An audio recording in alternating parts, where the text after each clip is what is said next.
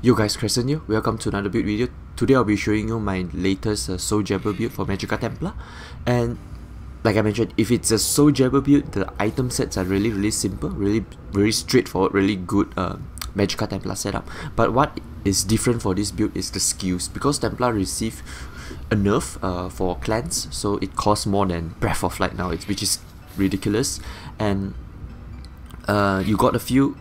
Instead of that, you got a few offensive skills that are quite interesting, and I'll show you what I'll be using in this build video.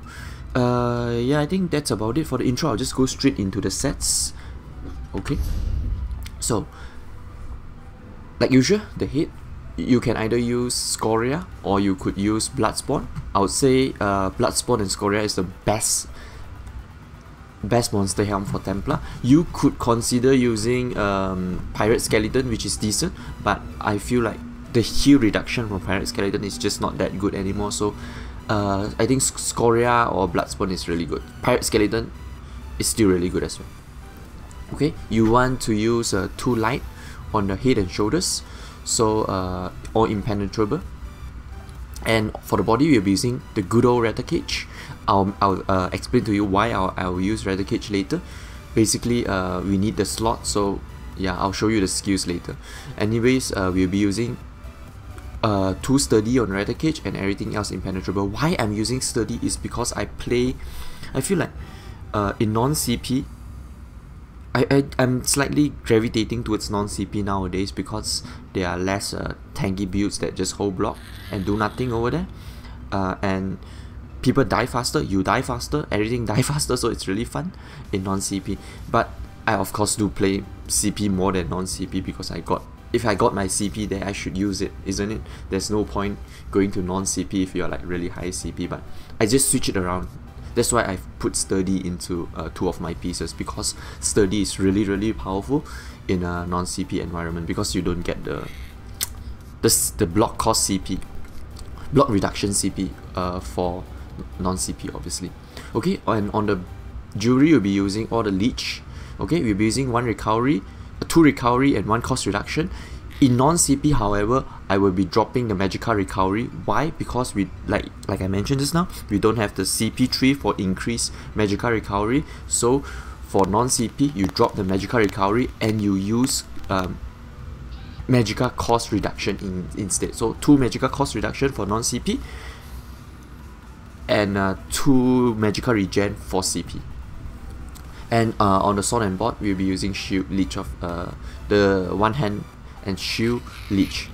I would change this infused shield to sturdy if possible, but I don't have the stones now because I still need to change a lot of different weapons, and this is my priority, the lowest priority to change this shield. Anyways, you want to have powered on your 1 hand, really important, because this is your healing bar, so 4.5% healing done extra is really powerful. Okay, what I'll be using is damage enchantment on the back bar. Front bar I'll be using shock, and I'll be using against vampires, undead and Daedra vampires and werewolf enchantment.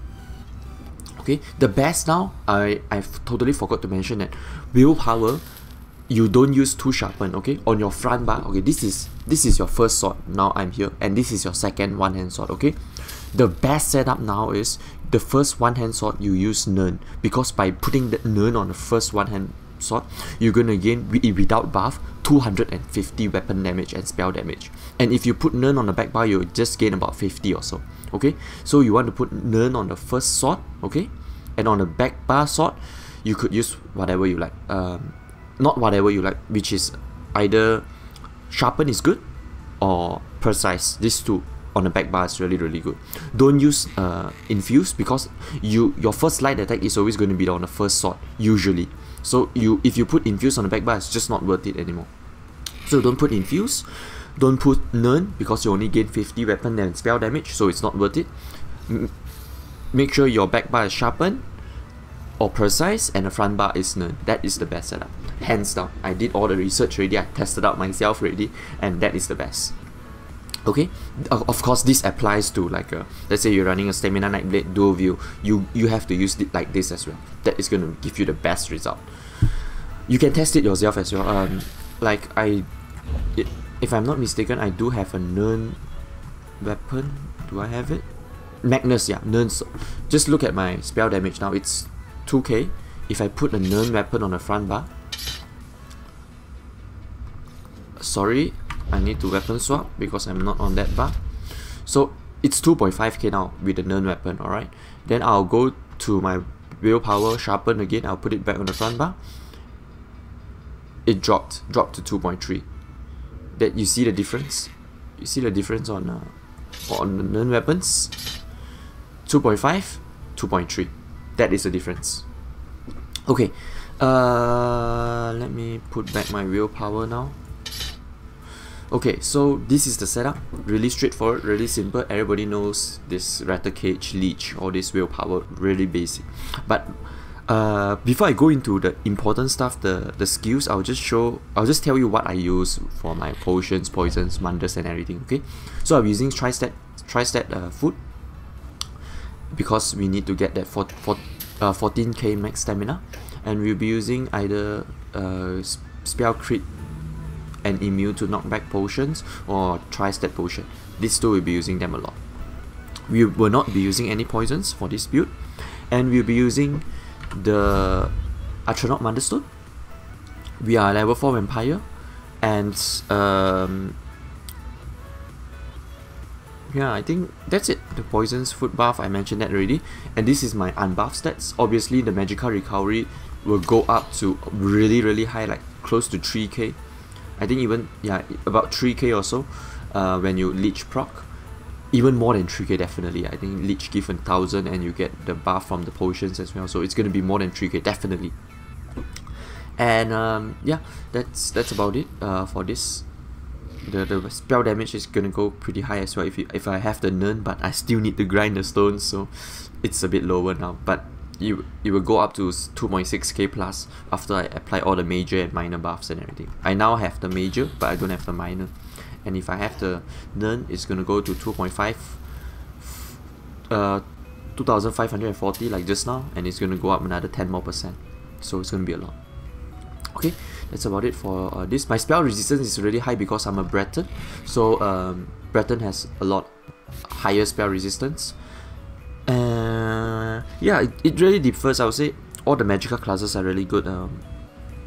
Like the race, sorry, not the classes. Like Argonian are really good. High Elf is super awesome. Dark Elf is okay-ish, and Breton is really powerful as well. These four are really powerful. Okay, I'll go through the skills now, which is the most important stuff. Okay, so we have 2 flex spots because we're using Ratter Cage now, so we don't need to slot entropy. That is really powerful.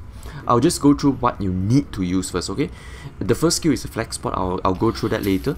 You're using Gap Close, Jab, Purifying Light, Vampire's Bane, Dawnbreaker. Okay, this is basic.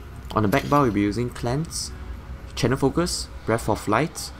This is a flex spot. I'll use Absorb Magic usually, Elusive Mist, and Shield Ultimate. Shield Ultimate got nerfed that hit Sword and Board Templar as well. It's a big nerf for Sword and Board Templar. You can't use this that often anymore. Okay, so through the flex spot now. Usually on the back bar, I'll use Absorb Magic. It's really up to you, but I feel like Absorb Magic is just really powerful because sometimes you have to block and have to play defensive. The 8% reduction damage is really nice, and the cost of blocking is really powerful as well, especially in non-CP. In CP campaign, you can drop Absorb Magic if you want, but in non-CP, you have to use it, okay? Okay, and on the front bar, usually there are 2 skills in my mind that I feel like it's really powerful. Okay, maybe 3 skills. Like usual, Radiant Oppression is really good if you're playing in a group and you are just focusing people down one by one, you know. Radiant Oppression is really good because you just execute them really with like 15k damage unbuff in 2.8 seconds. This is really powerful. Costs a lot, that's the only problem. 4k, holy shit, that's crazy.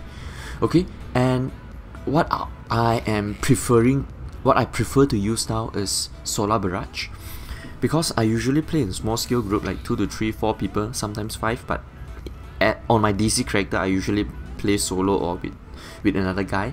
So Solar Barrage is really nice because it deals 5k plus damage it will go up even higher. After I buff everything up, you go 5k plus damage, and you again you empower after every blast. So there's gonna be 3 blasts after every 2 seconds. You apply this, 2 seconds 1 blast, 2 seconds another blast, 2 seconds another blast, and this is a dot damage. It could proc Scoria, and it's unblockable. That's why Solar Barrage is really powerful. The only downside is the cast time is just way too slow, way too slow. 1.1 second. It feels like 2 seconds, man, because the animation is so clunky, and the only skill you can use to animation cancel for the best is, I would say, Gap Close. Usually I just charge this skill up.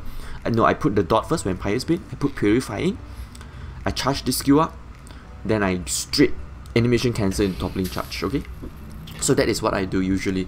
But the downside of this skill is if you are under pressure, you will never be able to use Solar Barrage, because the cast time is just like 1.5 seconds, even though it is 1.1 seconds cast time written here, but it feels so slow. That's why if you're under pressure, don't use Solar Barrage. If you're like, I'll show you in the latest gameplay video, I'm crazily under pressure, and then I swap to Total Dark. This is the second skill, which is good when you're under pressure. It is like I would say, what do you call that? A mini curse, because it deals like close to 9k damage, and its cast time is instant, which is really nice. The cost costs quite a lot. That is the downside. Duration is okay, it's okay-ish, 5.2 seconds, but it's good because if people don't break free this really fast, you know, and they're hitting you, you will get good heals, like 6.8k heal. That is crazy. So if they're like attacking you or something, you know, like a scrub, and let's say you're 2v-Xing, 1v-Xing, you're fighting 3, 4 people, 5 people, 6 people, you see 1 or 2 scrubs at the side, you know, you just throw this skill on them, they'll give you free heal, because they will just like attack you, poison injection, you know, snipe and stuff like that, and you will just get the heal from them, which is really awesome. The only downside, like I mentioned, is this skill costs a lot, but you can apply to multiple players, which is really nice. That's why I feel like this is a really underappreciated skill, Total Dark. You could use Unstable Core, which give AoE damage after explode, but it's 5.2 seconds, so yeah, the damage is so as well. It's not that good. So I say Total Dark is the better morph. So under pressure, you go for this skill. Yeah, like I mentioned, Radiant Oppression is good as well. You can use Radiant Oppression as well. Yeah, I think the other skills are just not impressive for me to use. You could use Javelin, but Javelin costs crazy a lot as well, and the knockback is just not good for Magicka Templar because you are so slow. You have to run to them. You knock them back 8 meters and you have to run to them to jab them. By the time you reach them, they already break free and start moving away already. So I feel like Javelin is just not that good anymore. Okay, so that's about it for the skills. Obviously, the ultimate Meteor is really good as well. What else? I would say the beam, because we are using a lot of CP into Thermal Church, so magic. So SR is really powerful as well. 60k Magicka damage. Okay, so the skills are done. I'll go through the CP now. CP is really important for Magicka Templar. If you don't build CP right, you're gonna die really fast.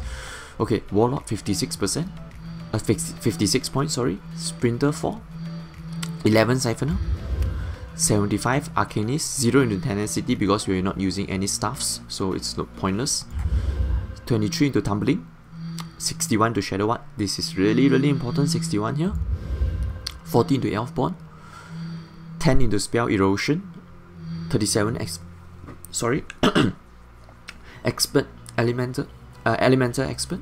37. You could put more into this, but I wouldn't recommend so because you need to put more into Thermal Church later. 15 to Blessed. You could put more into this as well if you're a healer, but I'm not a healer, so I put just 15.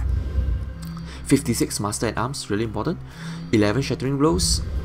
61 Thermal Church. This is where your dot damage comes into play, you know.